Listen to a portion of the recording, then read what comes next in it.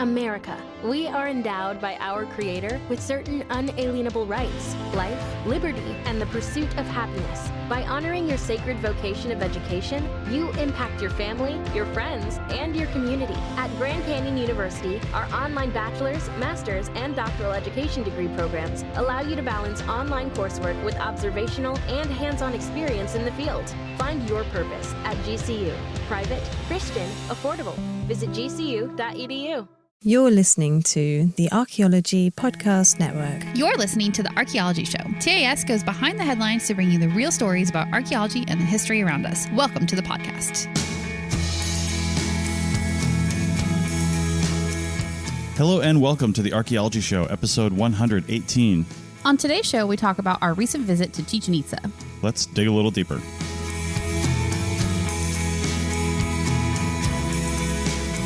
All right, welcome to the Archaeology Show.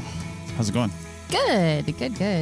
So we got to preface this by saying we're in a different recording location. As longtime listeners know, we live in an RV, and we're currently in Pennsylvania as we're recording this, and I'm meeting with a client in Philadelphia. Yeah. So we decided to, instead of just come out here, which is about an hour and a half drive from where we're parked with our RV, instead of just coming out here for the morning and meeting with this client on a Friday, we would come and just spend the day Friday and Saturday, exploring the history and the sites of Philadelphia. So maybe we'll have that to talk about on a future episode. Yeah, that would be awesome because I didn't really know a whole lot about this area, and I am excited to learn and explore it.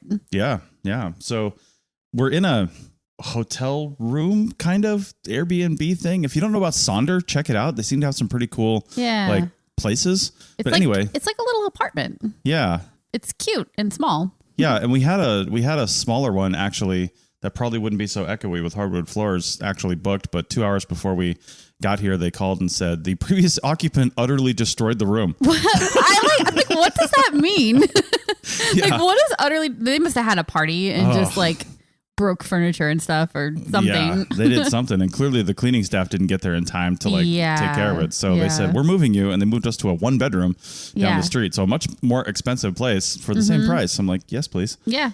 Sounds good to us. But there's like construction outside. Yeah. And there's all kinds of things going on. I mean, we're in a city, so you're going to hear some noise. Yep. And I'm going to try to cut some of this reverb out, but it is what it is. Yep. So. Yeah, that's going to be kind of the name of the game with us, is that we will be recording in different places all the time. And that's just, right. That's just our lifestyle right now. Better than our last recording on that GoPro with the wind. That was Cancun. Really bad. Yeah. So anyway, this is top notch compared to that. If I'd remembered my microphones in Mexico, that would have been better. Been fine. So speaking of, yes, we were in Mexico a couple weeks ago. We were. Yeah, and we mentioned we'd be doing a Chichen Itza episode, and I think we talked about on that show why we felt relatively okay going to Mexico during a pandemic, or the later throes of a pandemic, depending on where you're sitting on this.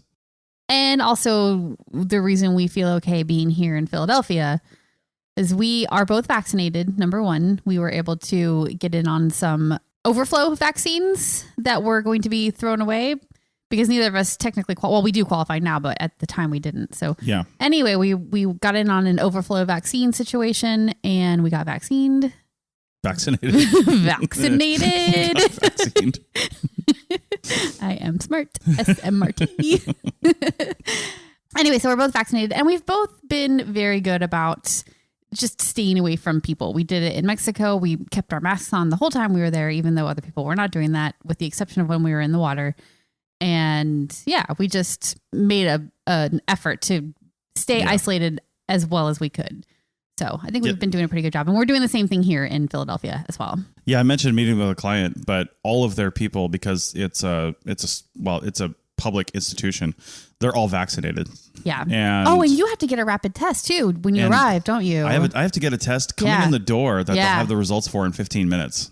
So that's kind of crazy. Yeah, but it it's good. It's all of us do. Keeping everybody protected, and it's just another one of the things that makes us feel like we're okay, and hopefully not contributing to the furthering of the pandemic, because I think we're relatively safe right now.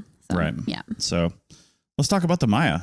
Yeah, let's do that. So this whole episode is prompted by our time in Mexico, of course. And when we were going there, we knew we wanted to leave the resort and do some archaeology stuff.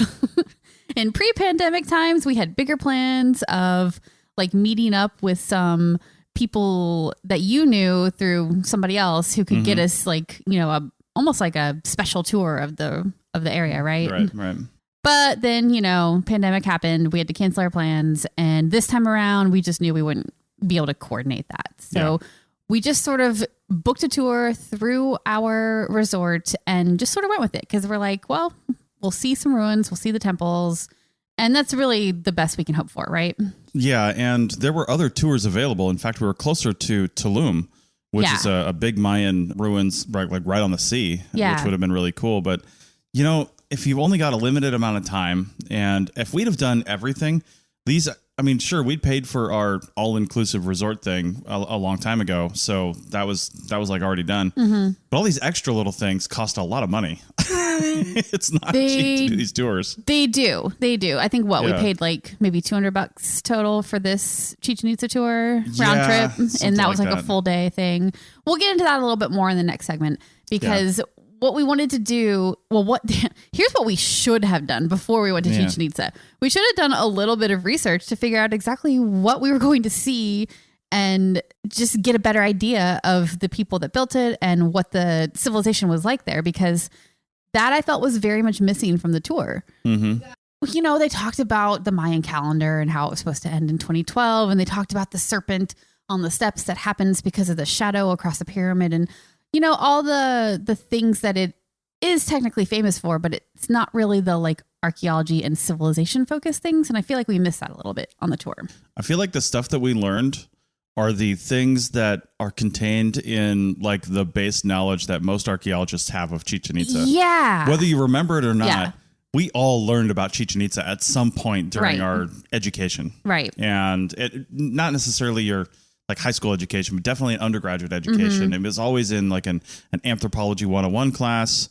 And, Rachel and I came through undergrad at basically the same time, separated by like 10 years in age. But, I went into the Navy first and served my country, whatever. NBD. Anyway, so. Privileged white girl over here. Sorry. Anyway, so we basically were in college at the beginning of the 2000s, kind of at the same time in different places.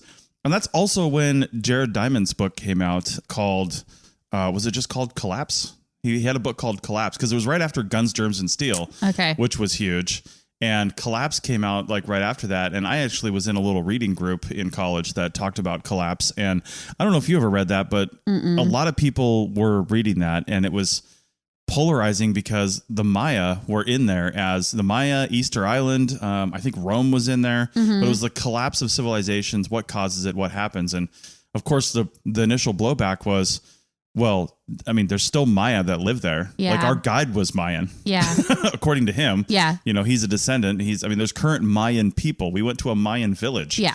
And bought things from them. There's thousands of Mayan people that still live in the area. And they still lived in that area when the Spanish conquistadors showed up. So yes, the city doesn't exist as it did, 1,000 years ago anymore, but that doesn't mean the people are gone. Yeah. Because they're not living in big stone, around big stone temples and doing that and beheading people every Sunday. Does that mean that they collapsed? They just changed what they're doing. Yeah. Well, I firmly believe we need to take back the word collapse because you can still talk about a city collapsing and no longer being the same center of power that it was without indicating that the people also disappeared. Let's talk about the collapse of Tonopah, Nevada. That's something nobody wants to talk about. There's still people there. Listen, the silver industry itself in Tonopah, Nevada in 1905 was raging, and then it collapsed. How about Virginia City? That's an even better example. The collapse of Virginia City. Now it's it's a tour spot, just like Chichen Itza. Sure, there's like thousands of people there, and there's probably people there that have lived there their whole lives. But I'm so going to write a book about the collapse of Tonopah. You absolutely should. All right, so moving on. So here's what we should have done before we went to Chichen Itza. And anybody who has plans on going to see it, and if they're doing it as part of a resort tour, I would recommend doing a little bit of research ahead of time just so that you know who the Maya are and why they were in Chichen Itza specifically. Mm-hmm. So starting with who they are and where they sort of spread across southeastern Mexico, Guatemala, Belize, and then the western parts of Honduras and El Salvador. So really large area that they occupied.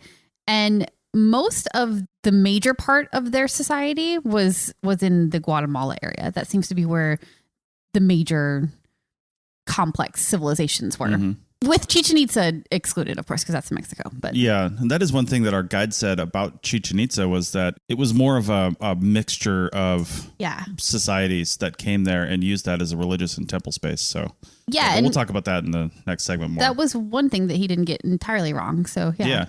So, but this massive spread across all these different regions with these probably smaller tribes and things like that is one thing that probably contributed to that. Yeah, for sure. So Mayan civilization is broken up into really annoying archaeology terms like they always are. So we start with the pre-classic period.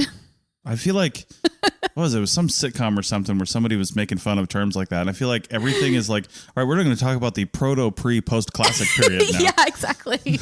Like, come on, do better. But anyway, so the pre-classic period dates from about 2000 BCE to 250 CE.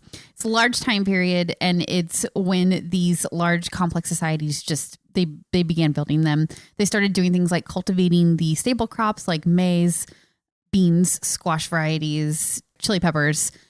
All those things started to happen, and it's what allowed these complex societies to develop.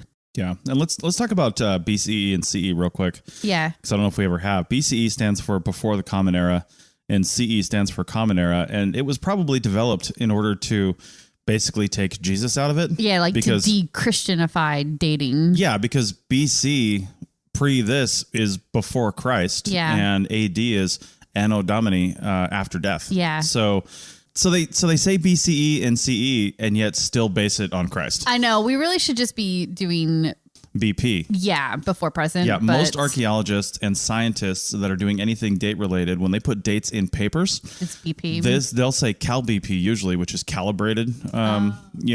Before present calibrated, or calibrated years, or calibrated, whatever it is. And calibrated means you've got some sort of date that was calibrated against something else. Okay. Like carbon-14 dating is often calibrated against tree ring dating or some other sort of dating method. So it's placed in time. So, but BCE and CE are what's in a lot of the literature. So just know that before Common Era is before 2000, CE is, before zero, and after CE is after zero. But if you ever hear BP, it's literally before present. Also, interestingly, carbon-14 dates, when you hear BP, it typically refers to before like the 1950s. Oh. Because the 1950s, 40s and 50s is when we did a lot of nuclear testing. And it actually blew the carbon-14 ratio out of whack for everything going forward. Oh, I had no idea. Okay, well, there you go. So anybody trying to do carbon-14 dating like 1,000 years from now for this time period is not going to be very successful. But anything, sorry, future archaeologists. I know anything before that has its ratio locked in typically in the carbon deposits, and you can measure that ratio. But anything after that has an inflated amount in it that's unnatural. Gotcha. So, yeah. All right. Well, moving forward, that's your definition of the times and how that works. So in this pre-classic period, the large cities began to emerge by about 500 BCE. And these are the cities that had monumental architecture. They're large, complex, probably dynasty type of societies. And they were mostly in the Guatemala highlands. So this developed into what is called the classic period. And that begins in 250 CE.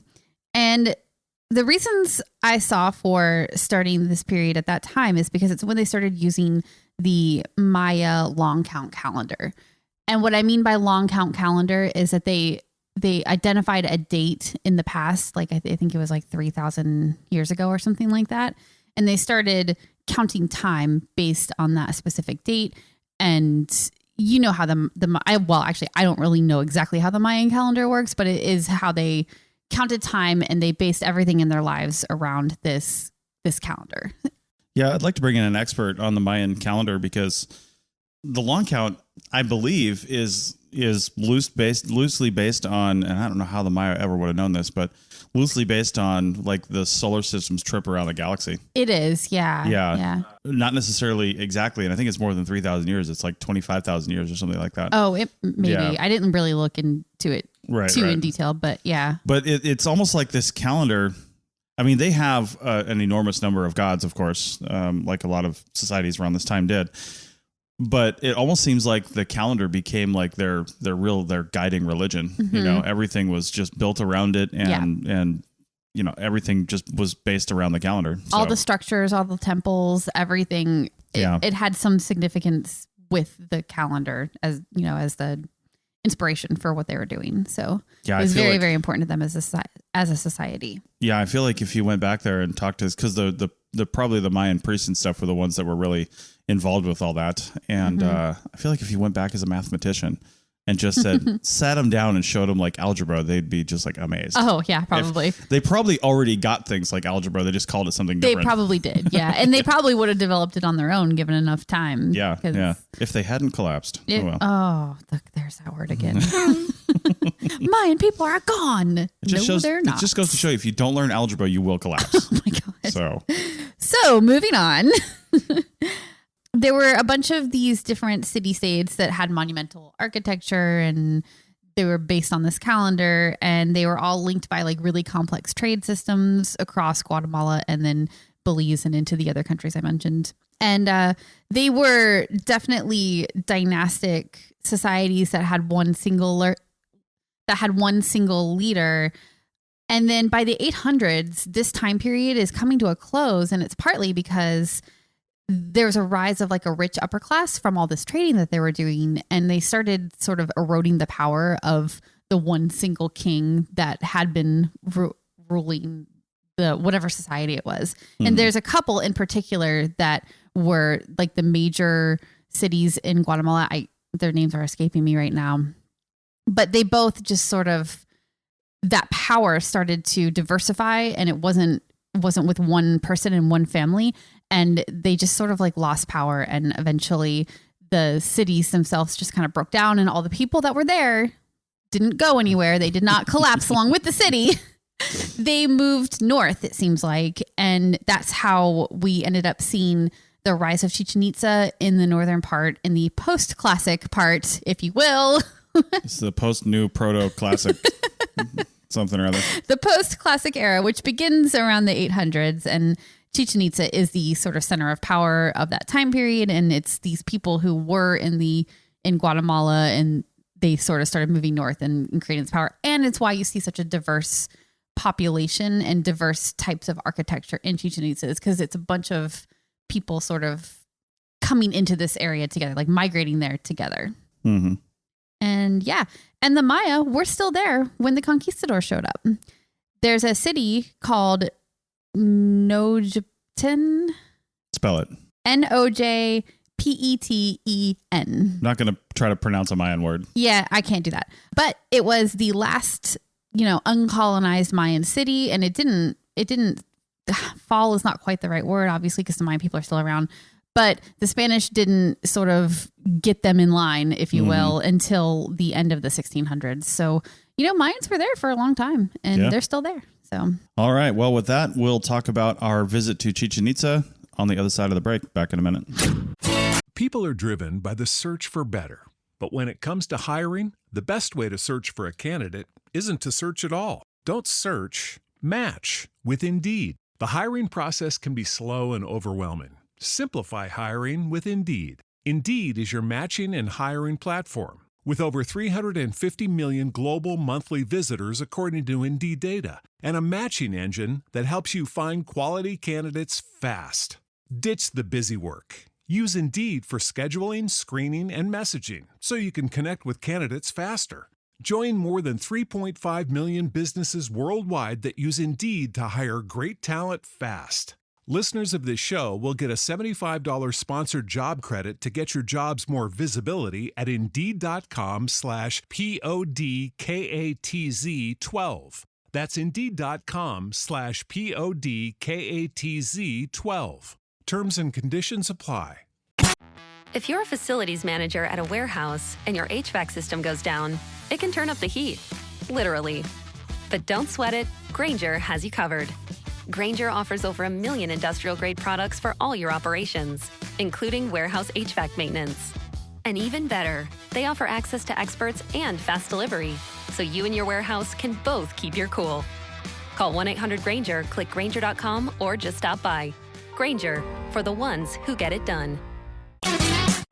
Welcome back to the Archaeology Show, episode 118, and we are talking about the Maya civilization and our visit to Chichen Itza, one of the most well-known Mayan, sites, architecture, things. It's Temples? on temples, it's on calendars and mouse pads. Chichen Itza's everywhere. It's very identifiable. Yeah, and I knew that Chichen Itza was made in, the last couple thousand years. I didn't exactly know when, but knowing that it's only about, in the context of, monumental architecture from civilizations we know well, it's only like 1,200 years. Yeah. And it practically looks brand new when you go there, I got to say, compared to other things. So actually, that's interesting you say that, because you should see some of the pictures from the 1800s. It is well documented by like your early gentleman archaeologists in the 1800s, because there's tons of photographs and like the whole thing is covered in vegetation, like fully covered in vegetation. It looks like a steppe period green mountain. So to give you a little bit of background here, Chichen Itza is in the state of Yucatán in Mexico, and it's a large pre-Hispanic city. It was occupied from the late Classic period to the early post-Classic period. There we go again with those dates. And it sort of started rising to power in around 600, and it had really established itself as like the new sort of regional center, and by the 800s. And that's why people started moving there when the other cities were sort of falling apart further south. And then it was occupied consistently, we know for sure, until the 1100s. But I did read that when the conquistadors arrived, there were people living in the area. Now, whether they were occupying the actual structures there in and around the temple itself is unclear, or if it was just a nearby settlement. However, there were definitely people in the area, and it's, I think, reasonable to assume that they were still using the temple for whatever purposes that particular group of people at that time wanted to use it for. Yeah, let's not forget that people are people, right? Yeah. Now, they may have a local knowledge and lore of the area as a religious center and may fear some areas or have respect for some areas because of that. It's like, before Notre Dame burned down, if we were in France, I'm not Catholic. I wasn't there when it was built. I don't know anything, but I know enough to know that this is a massive religious center for a large group of people, and, respected when you go by. If that whole area had been abandoned and that cathedral was still sitting there, it's not like we'd turn it into a coffee shop. Well, we might, but maybe a library or something. It probably would still be in use, especially in a place like this where it's not like those huge monumental structures were everywhere on the landscape. Right. This one was pretty significant and unique. So if there were indigenous people living in that area, I'm sure that they were doing something with the temple. So, but it is unclear with the accounts of the times of the people that were there. Yeah, I would say probably one of two things would keep people from living in these already built structures, because living is hard, right? So why wouldn't you live in these structures or around these structures and continue to use them, even though the center of power may have collapsed and nobody's really running it anymore? But one of the two reasons would be A, that religious reference, knowing that, hey, this is something important from the past. I probably shouldn't be here. It's kind of like bad juju. I don't want to do it. Yeah. Lots of crazy things happen here. And also, if people do leave for a little while, it doesn't take the jungle long to come back. Oh, for sure. And it would take a long time and a lot of maintenance to keep it beaten back. And if you don't have a group and staff of people keeping up on that, the jungle's just going to take over. I'm telling you, we'll have to put a photo in the show notes, but like furry green step pyramids, that's what they look like in the pictures from the 1800s. It's crazy. Well, and that's why it's been so hard to find stuff down in the Yucatan and just like Mexico and Central America that are, these huge cities basically, and people just wandered up and like bumped into them basically because they didn't even know they were there. And that's why things like LiDAR, light detection and ranging, it's usually aircraft mounted machine that can basically see through vegetation essentially by the way that it bounces light around, and it can discern shapes beneath the vegetation that you wouldn't normally see. Right. Shapes in the landform, and also, of course, rock is basically landform that we have altered. So shapes like that, and that's how you can see some of this stuff. And a lot of people have found whole things like this just from doing LiDAR surveys. So, yeah, for sure. Yeah. Well, as far as like the early excavations at Chichen Itza, so of course Americans have their hands in things, as we do. Yeah. And there was an American ambassador to the Yucatan state specifically. His name was Edward Herbert Thompson in the 1800s. And he actually purchased Chichen Itza and all of the land around it sometime in the late 1800s. Yeah. Who did he buy that from? Unclear. I don't know. Like, who had the authority to sell it? I don't know. And it's actually interesting you say that, because he did that. He excavated a lot of the temple area and a lot of the outlying buildings. He did a lot of excavation. Don't know how well those excavations were done. I didn't deep dive that. And the other thing he did was in the 1900s, like the early 1900s, he dredged the cenote, the main cenote there. So Cenote Sagrado is the big cenote, the biggest cenote on the property. And Edward Herbert Thompson dredged it to see what kind of artifacts he could find in it. And he did. He found like some jade stuff and some obsidian and a bunch of things, and also human remains. And the Mexican government made a claim at one point that he stole all those artifacts that he found. And I guess it went through a court system, blah, blah, blah. And in the end, they decided that he didn't steal them because he had purchased the land and they gave it back to him. But anyway, it was a whole drama. And eventually he ended up selling the land to somebody who's actually Mexican. And now it's, of course, in the hands of the Mexican government, and it's a UNESCO heritage site. So, but an interesting beginning with a American gentleman archaeologist going in and just excavating and seeing what kind of treasure he could find. Treasure hunting. Indiana Jones story right there.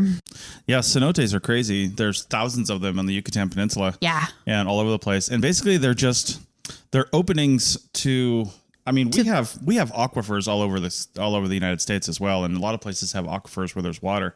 And it's basically where the water table is. You know, there's water seeped into the upper crust of the earth all over the planet. In a place where you're largely at sea level the whole time, you have a lot of water that seeps in through the limestone. In fact, when we worked in the site that we met on in Miami, Florida, we were in a place that we called The Well, and it was a place and a source of fresh water for, you know, prehistoric peoples, but also the early Spanish that were there, because the brackish water of the Miami River was right next door, and then the intercoastal waterway was not that far away, but that was all salty. You couldn't drink that, and that water would filter through the limestone and then become drinkable as it filtered through the limestone to filter out all the salt.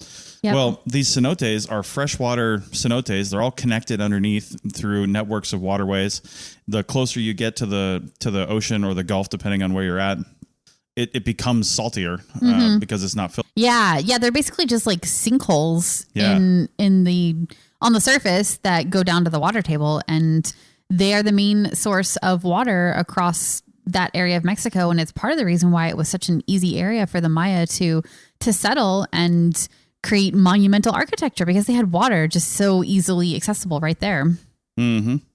So there's at least 4 cenotes in the immediate vicinity of the ruins, and there's probably many more that we don't know about.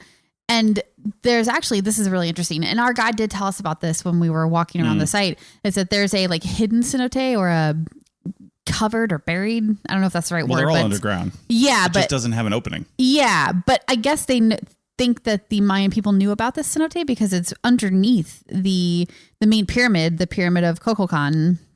And they just discovered it in 2015 that it was even there. Yeah, so, I mean, of course, we don't have a deep knowledge of this, and we don't know what they were thinking when they put this temple there, or this entire settlement, really.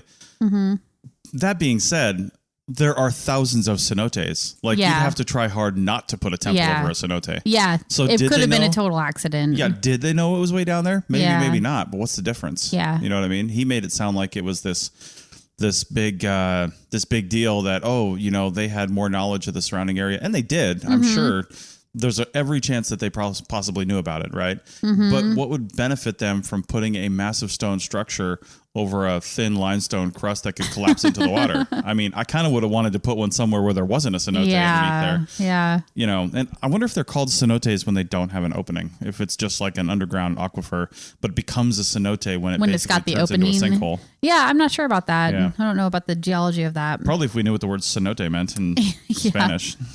I don't know. I didn't look that up. Yeah. I just know it means sinkhole, I think. But yeah. So that makes sense. Yeah. But getting back to like the structures themselves at Chichen Itza, it is a complex of structures we've kind of hinted at here. There's the largest one, which is the one that you see in all the images. It's the one that you and I posted on Instagram when we were there. It's the step pyramid of Kukulkan. And Kukulkan is a snake god, like a feathered snake god. And on the pyramid itself, down near the base, there's like the head of a snake. And this is where you also get the shadows across the side of the pyramid, create like a ridged image that looks like the snake body, like flowing down the side of the structure at the equinoxes. And then one interesting thing to note about that is everybody wants to tell you that this only happens on the equinox, but just keep in mind that the sun will be in the position to create this snake image for several weeks on either side of the equinoxes. And the pretty low resolution. Yeah. So like, yes, it is cool that they did build this in a specific way to create that and make that happen. But like, I don't really think they were using it as a way to know when the exact dates of the equinox were and stuff like that. I mean, if you've ever played Minecraft, it's kind of like an intentional 8-bit video game. And like pretty much all the Mayan structures are like 8-bit Minecraft structures. Yeah, they kind of are with that geometric like shape. Yeah. I mean, they're not very high resolution. They are a little bit fuzzy when you look at them like that. Yeah. I don't know if we know exactly for sure. There's a lot of things that seem to line up with this pyramid, but even if they really, truly, intentionally did that, it wouldn't have been exact. Like you said, no. It's just too with shadows and with the pyramid and the sun. And I mean, you would have had something that was, I don't know, way more exacting. Even like early sundials. You can make a sundial now today. It's not going to be super exact. It's not perfect. You're going to know what hour it is, maybe what 10 or 15 minute chunk of time it is. But depending on the thickness of your rod in the middle and the resolution of your clock around the edge, you know, that's going to determine what exact time it is. Yeah. You know, and then you have to know exact time of day, and there's just so many factors in it. So, and I don't mean to say that they weren't like super smart and intelligent with their knowledge of the sun and the way it moved and stuff like that. They clearly were. But I almost feel like it does a disservice to their knowledge to try to say that they built this temple to let them know when the equinox was. Please, these people knew when the equinox. They didn't need some shadow on a temple to tell them when the equinox is happening. Like they definitely knew when that was going on. Exactly. So, it's probably more like they built it to demonstrate their knowledge of when the equinox is to the people around it. Because you know, religion for a really long time, and religion has always been tied to like monarchy and power and things like that. They get their power from having knowledge of astronomical events. Yeah, and displaying it. And displaying that power. Because the average person's like, how did they know? You know, because they don't study that. They don't have that knowledge and that power.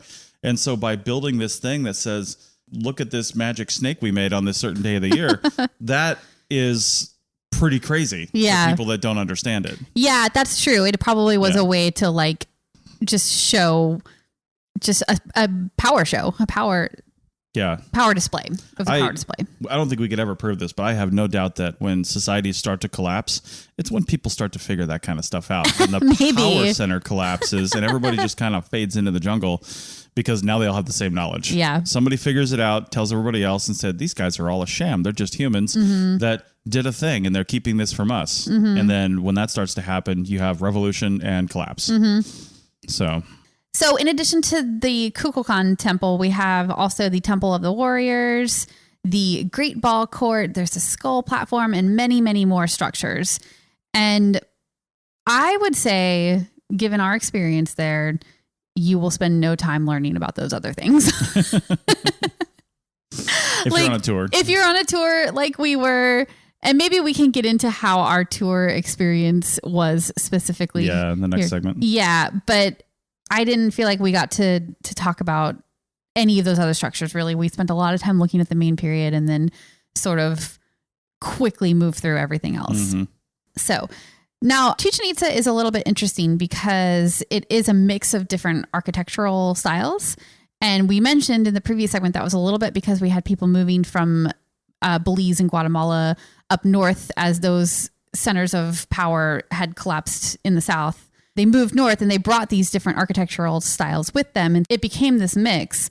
But additionally, we also have some central Mexico styles that sort of come into play. And there's a city called Teotihuacan, which is over by Mexico City in central Mexico.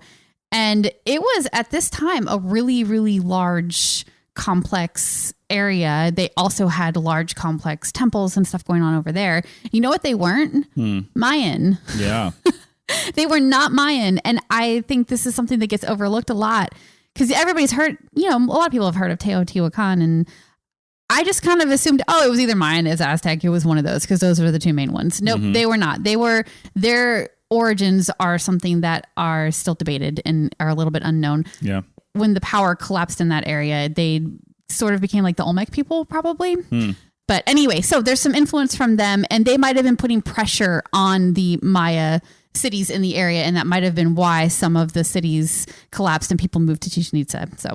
All right. Well, we'll end this segment there. And on the other side, we'll talk about some more of the things that we saw there, a little bit of the history, and maybe a little bit about the tour itself. We'll dive a little more specifically into the tour and what that was like in case, as a lot of Americans do, you go down to Cancun and you want to come and visit. You Chichen Itza. should definitely know what you're getting into with those. Yeah. So we'll be back in a second with our final segment to talk about that. At your job, do you ever have to deal with a nose roller? How about a snub pulley? Well, if you're installing a new conveyor belt system, dealing with the different components can sound like you're speaking a foreign language. Luckily, you've got a team ready to help. Grainger's technical product specialists are fluent in maintenance, repair, and operations. So whenever you want to talk shop, just reach out. Call, click Grainger.com, or just stop by. Grainger, for the ones who get it done. Save on O'Reilly Brake Parts Cleaner. Get 2 cans of O'Reilly Brake Parts Cleaner for just $8. Valid in-store only at O'Reilly Auto Parts. O'Reilly Auto Parts. All right. Welcome back to episode 118 of the Archaeology Show. And we're talking about our trip to Chichen Itza. And I do have to mention, too, like a noise started between segments on this like hotel room apartment thing that we're in. Yeah. And I don't know if I can remove it all and make it still sound good. So there it is. Is what it is. The joys of podcasting from pretty much anywhere in the world. Yeah. We should like really investigate a mobile studio somehow. Well, this is our mobile studio. We have microphones. Yeah, that's true. Yeah, that's but true. you can have like a mobile wraparound sound booth to take with you. That would be, I can't fit that in my backpack. Yeah, that's true. Yeah. But it would be kind of cool if we could. Yeah. You know what else is not mobile? Big stone pyramids. What? So we're talking about our experiences at Chichen Itza in the Yucatán Peninsula. And it was, again, quite the experience. Yeah. So we did book the trip through our resort, and we felt safer doing it that way because Mexico is another country, and we didn't know like what travel around the country would be like and stuff like that. So yeah, and it was specifically booked through a company called Cancun Tours. Oh, and okay. I actually reviewed them on TripAdvisor because I thought, while I would have liked a lot more time in Chichen Itza, I thought the entire day, which we'll mention briefly since this is not a podcast about that, but it's more about Chichen Itza, but it was actually kind of like a whole history day, which was kind of nice. But yeah. I thought they did overall a really good job, like wrangling us all together and taking us different places and having us experience like 4 unique experiences in the course of a single day. I agree, but it felt a little bit too much, too rushed. Yeah. So here's our day. Let me just lay it out for you so you can know what you're getting into if you book one of these tours, because it seems like they are all very similar. So we had to get up and leave the hotel super early at like 7 a.m. And which is super early, like resort time. Well, yeah. I mean, you probably had some drinks the night before. Let's not lie. So you mean the entire day before? Right. So you got to be up and ready to go really early, 7 a.m. They pick you up in one of their vans, which we almost missed. because of their fault. It was their fault. It's fine. Whatever. We got out of the van, and the first stop was to like a Mayan village, but it took like 3 hours to get there. It was a long. It was a long a couple trip. hours to get there. Yeah. Yeah. For so sure. they kind of left us alone for the morning part of the ride, and we just sort of like chilled and had time to read or do whatever in the van. Yeah. But we got to this Mayan village, and right before we got there, we got a whole lecture about how this is the only place that you can buy authentic Mayan goods, and to never, ever, ever spend money on anything that you buy in Chichen Itza. And we were like, oh wow, that's like super great. I'm totally into like supporting like true Mayan authentic artifacts, blah, blah, blah. Great. So we get there and like, it's like a hotel that has a store. It's a little village back there. Is there? Okay. Well, I think the people live in the area. This is just where they sell their stuff. Probably. So it did feel a little bit better because we bought a couple things and like it did feel like we were supporting the people that actually lived in that area. Yeah. But it's unclear because it could have been just like a tourist thing that they set up for these tours specifically. Right. They did feed us there though. We got lunch. It was a little bit early. It was probably food was good. And it was really good. Really good food. Food was really good. So from there.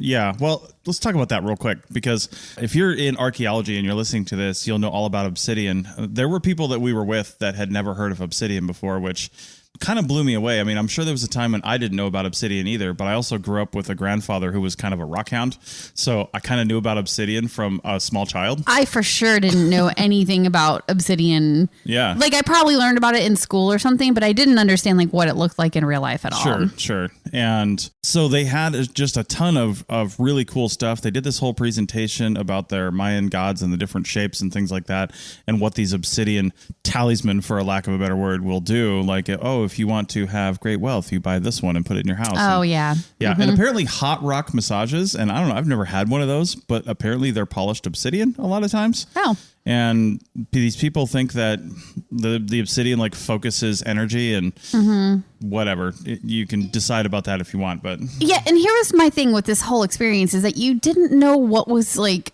geared towards tourists spending money and what was true, legit, like Mayan cultural practices, you know? Yeah, so and stuff wasn't cheap either because this was a small Mayan village. Now we bought these two obsidian discs that are really, they look like coasters. Yeah. They're about the size of a coaster, right? And they look like they're like super highly polished and really shiny. Highly polished, probably the purest obsidian I've ever seen in my life. Really beautiful. Just like no imperfections, no banding, no anything. And the one reason I wanted to buy one, I bought a plain one with no design on it, was because you can hold it up to the sun and look directly at the sun through it because it's such dark obsidian.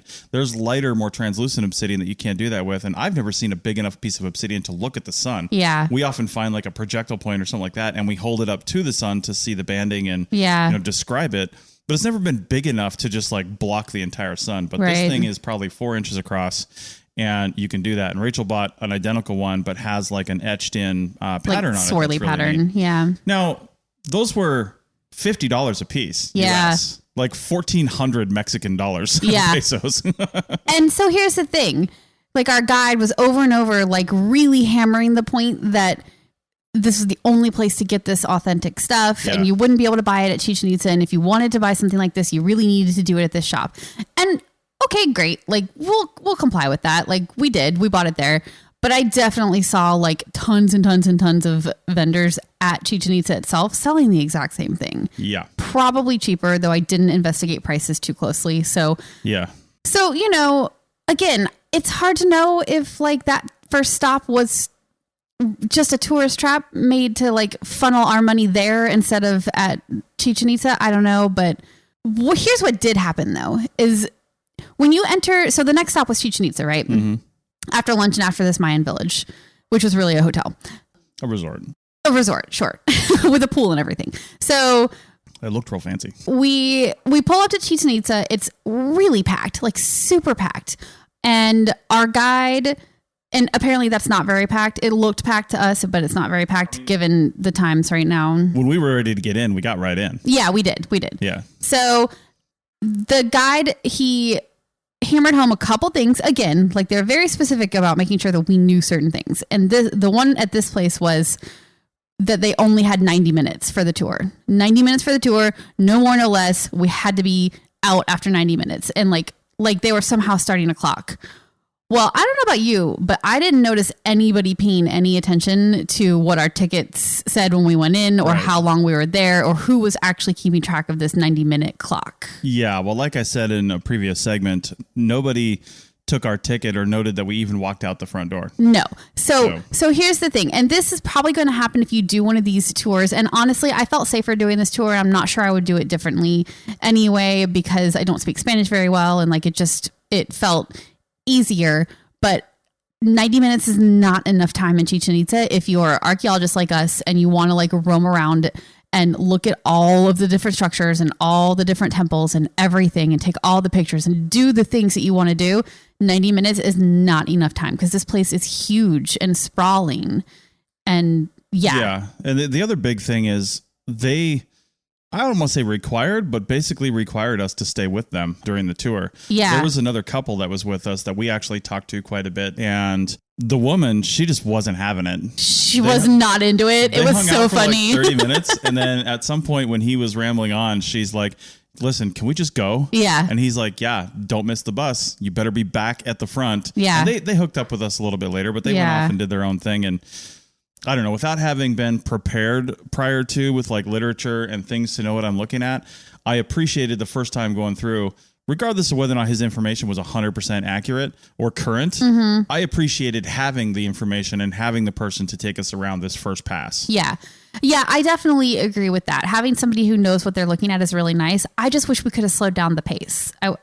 We spent a lot of time at the main temple, which is great because that is the most spectacular part of it. Mm-hmm. But we really just like blew through all of the other structures, and there's like 8-10 other things to see there. There's a lot of stuff to see there. A lot, and probably other things that we didn't even stop by at all. So that was my only complaint, is I would have liked more time to just roam. I wish we could have been sent off on our own for half an hour maybe, and then meet back up at a certain time. That would have been more my speed. Right. I think 2 hours or 2.5 hours would have been great to just kind of detail what you just said. Basically do the tour with him, walk around, see stuff, and then, go do our own thing. Yeah, exactly. And I think we speculated that it's possible that they just didn't have time, because this was only stop 2 of 4 for this tour. Yes. So it might be that this 90-minute hard stop deadline that they gave us was because that was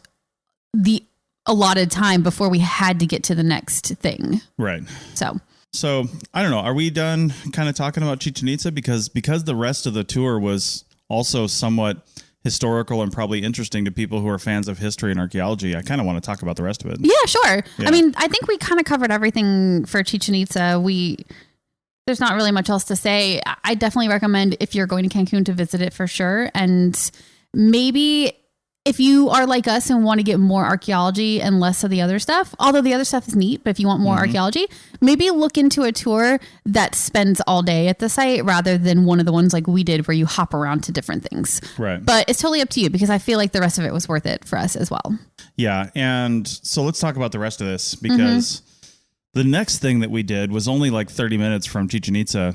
And as we mentioned in a previous segment, there are cenotes everywhere, which are basically sinkholes where you can access fresh water. Yeah. Some of these are incredibly deep. Some of them have cave structures underwater. Some of them have cave structures above water where you can go in. We saw pictures. There were some tours you could do that were specific cenote tours where you're wearing a life jacket and you're literally inside of a cave floating around this thing, which I don't know how that would have been. I'm like so into that. I know. But I think I would have done it for sure, but I don't know how it would have been. Let's just put it that way. But we didn't do that kind. No, we did the one that was just like on this tour, right? So we didn't know what to expect. But again, they took us to this kind of tourist hub that was like centered around the cenote, but had like a bar and a restaurant and like a gift shop and a bunch of other stuff. And it was really kind of tourist heavy. But that being said, because it was like that, they really did everything, I think, really well for, again, a first experience doing all this stuff. When I go to some place, my first experience, I wouldn't mind it being heavily guided. Yeah. Just so I can know like what to expect. Yeah, what to do there. So you had to get a life jacket. They had really good, your typical like water skiing style life jackets in lots of sizes, a changing room outside, showers where you could rinse off because they don't want your sunscreen and all that other chemicals into the cenote, which is cool because cenote is the underground aquifers. I mean, it's the source of water for like all over the peninsula. So, and then you have to go down these steps that are real slippery. They're stone and then wood and steep, and you got to be real careful.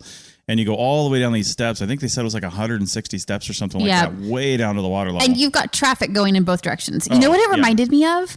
It reminded me of the steps to some of the waterfalls in Yosemite. Exactly. Yeah. Very much like that. Yeah. When trying to go up and down. It's peak time and you're trying to get to this, like you're trying to do this hike. Yeah. I say hike in like air quotes because some of those waterfall views, they're right off of like a main road in Yosemite, and it's just loaded with people that don't want to go out and like farther. somebody wears Old Navy flip flops and like can't handle the steps. Yeah. It's like that. I never forget one of those little aside where we had to go through all that to continue the hike to like the upper falls, which was a much more strenuous hike, and there was nobody up there. Yeah. Which again, do the thing that other people don't do because it's way better. Anyway, getting down there was cool. You could jump off into the cenote. I've got a thing with my ear that happened back in like high school, and I can't really jump into water without blowing my head up. So I didn't do that, and we kind of like walked down the steps. But once you're in the cenote, it's huge. They've got these ropes that you can kind of like hold on to. There's no real current, but if you want to just kind of like chill and hold on to one of the ropes and not move around, you can do that. The water was very refreshing for the 90 plus degrees it was down there. There was a waterfall at one point of it. Like there's water coming down the top across like, what's the mathematical term for like the drip edge? Well, like the cenote was a circle and there was like a waterfall. Like a tangent. Like a tangent across one part of it. It was so cool. So we swam under that a little bit. Yeah. It was just quite a neat experience for something that I've never heard of anyway in the United States. So I definitely recommend checking out a cenote if you go to Cancun. It was really cool. Yeah. And we were in there for, I think we had like an hour at this place, and we made it out right as we were getting into the bus. We did. Because we spent probably, it didn't feel like it, but we must have spent 30 to 35 minutes like just floating in this cenote. We must have. We had our cameras out and we should definitely, we haven't created a video for this yet, but we will at some point, and we'll backlink it to this episode so you guys can watch our video about it because it was so cool. We recorded some social media type stuff too, but we did it all on the GoPro and not on our phone. So it's kind of locked into the GoPro right now. Yeah, we haven't downloaded and all that fun stuff. So we'll get there. Yeah. Anyway, that was all super cool. And when we left the cenote, again, we didn't hang out. We didn't go to if you didn't want to swim, you could like get a drink or something, I guess. But we didn't do any of that. Yep. And the next stop was what they said was like a typical Mexican town, which I always forget the name of, Valladolid or Valladolid or something. It starts with a V. It was a more difficult Spanish word, and I can't remember what it was either. But my takeaways from that were it's a typical, like they said, it's a typical Mexican town. Yep. And that one cool thing that I didn't know about, there's a Catholic church there. Oh, yeah, that was a good story. That apparently like 200 years ago or something, somebody was murdered like in the church. Right. And then the Rome, the Vatican, basically, they shut that church down and said, nope, you can't have a church anymore. Yeah, it's been desecrated. You can't use it anymore. And a few years later, and I think they demolished it. They demolished the old church. They full on got rid of it. Okay. Because when a new priest or whatever came in and said, I want to build another church here because this town needs a church, the Vatican's like, yeah, great. But because this ground had somebody killed on it in the church, your church will now face north and not face east. Like apparently Catholic churches always did in the past. I don't know if they still do, but I don't know. You'd think I would know that, but I don't know. Downtown, we're in Philadelphia right now. How can you make it face east? But well, I suppose you pick if it's that important, you pick your property so that it works. But yeah. But apparently it faces north because it can no longer face east because it lives in sin. But there you go. Well, and with this, the way Mexican towns are set up, and I think this is true across Central South America and probably in Europe too, because a couple places I went in Peru looked exactly like this when we went, but it's like a big square in the middle. There's usually kind of a park atmosphere with benches and trees and grass and all that kind of stuff, a place for people to go and relax, walk their dogs, stuff like that. Mm-hmm. So they had that. And then there's all the buildings sort of lining the edge of the square. And the church was one of them. And there just was a bunch of stuff there. It's a bunch of restaurants on one side, a lot of buildings. We went and got some elote, the street corn, which was super yummy. Delicious. Yeah, there's churros if you wanted to do it. So anyway, we had about half an hour there to just kind of walk around, experience the center square of the town. And I enjoyed that from a cultural perspective because, first of all, it reminded me of going to Peru. So I saw the similarities, and it's a Spanish influence, right? So like I totally could see why they had that. And it was just a cool experience to see, like, just a normal town where normal people live. And I didn't feel like it was heavily touristy. There was a couple other people around like us, but it wasn't crazy. So that was a cool end to our trip. Yeah. One final note on that. They were mentioning as we came in that a lot of the older buildings, most of them were older buildings, including the church, were built from essentially Mayan ruins. Oh yeah, they repurposed the bricks because why not? Because or not bricks, but stones. Stones, yeah. The place is littered with Mayan ruins, right? Yeah. So back in the day when people were building towns, they would just like dismantle these things and bring them over and use them in construction. So yeah, again, reminding me of Peru because you see that fusion of architecture down there so much, particularly in Cusco, which is near where Machu Picchu is. So anyway, super interesting. Yeah. So if you're ever down in the area, remember Cancun is not in the Yucatan Peninsula. It's in the Quintana Roo district it's on the Yucatan Peninsula, but the state is Quintana Roo. Yeah. And then you go over to Yucatan, which is where Chichen Itza is. And it's like a solid 3-hour drive. So that's why this was a full 12-hour day, is because we had 3 hours of driving on either end of it. Plus like 2 hours driving in the middle of it. So there was a lot of driving. There's a lot of driving. Yeah, that's why it was a really long day. So and we had a bus transfer at the beginning and the end. Yeah. Because we kind of picked up people. But anyway. And if you're tall, watch out, like you. Oh my God, my legs were in the seats. My knees were like the entire time. Yeah, they're not made for tall people. At least the vans, every vehicle we got in was heavily air conditioned. Yes. Yeah. Chichen Itza is going to be super hot too. It was super windy on the whole peninsula that entire week. So that was great for us. But if it's not, it's wildly exposed and super hot. Yes. But the wind really kept it down. So yes. Yeah. But it's a spectacular archaeological site. It's been well preserved and it's definitely worth seeing. Yeah, absolutely. So check it out. Check out our show notes and we'll see you next time. Adios.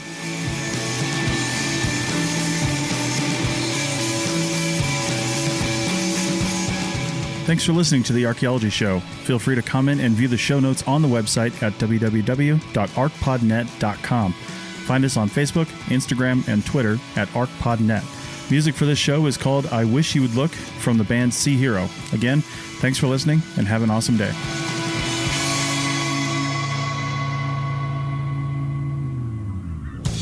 This episode was produced by Chris Webster from his RV Traveling America, Tristan Boyle in Scotland, and the Archaeology Podcast Network, and was edited by Chris Webster. This has been a presentation of the Archaeology Podcast Network. Visit us on the web for show notes and other podcasts at www.arcpodnet.com. Contact us at chris@archaeologypodcastnetwork.com. Is your vehicle stopping like it should? Does it squeal or grind when you brake? Don't miss out on summer brake deals at O'Reilly Auto Parts. O'Reilly Auto Parts.